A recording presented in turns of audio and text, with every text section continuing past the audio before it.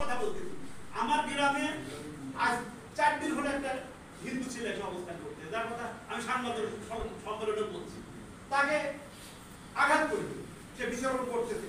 Even কি তার আত্মীয় স্বজন হিন্দু সম্প্রদায়ের লোকজন তাকে ধরবে যে বৈশাখের সম্বন্ধে, জব্বার চেয়ারম্যান সম্বন্ধে, ইউনিয়ন বিএনপির নেতৃবৃন্দ সম্বন্ধে বাজে কথা বলার কেন আমার পক্ষে ধরে ফোন দিচ্ছে।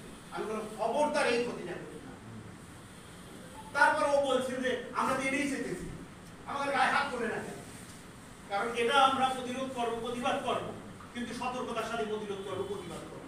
আবার নতুন করে আবার মুহিবের যে ক্ষতি হয়েছে আমাদের যাতে ক্ষতি না হতে পারে। কেননা আরিফ ভাই বলে গেছে আমরা রাজনীতি করতে এসে এই দলের লোকজনের দ্বারা, আওয়ামী লীগের লোকজনের দ্বারা ব্যক্তিগতভাবে অপমানিত লাঞ্ছিত হয়েছে।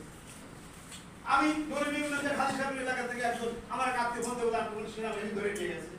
আমার এই দেশের চাপের উদার পৌরসের ধরেন আমার মানে নাতি হয়, ও আমার ফোন দিয়ে বলতেছে যে র্যাব বলে আপনাকে ধরে নিয়ে গেছে, ডিবি বলে আপনাকে খুঁজতেছে। এই কথা কিন্তু বিএনপি কিন্তু বলতেছে। আমাদের তো একটা ব্যক্তিগত চরিত্র আছে, আমাদের তো ধৈর্যশীল আছে। তারপরেও আমরা সকল ধৈর্য সহ্য করে রয়েছি যে শেষটা দেখি। মহিলার যে ক্ষতি হয়েছে আমাদের জন্য ক্ষতি না, আমাদের ক্ষতি করার জন্য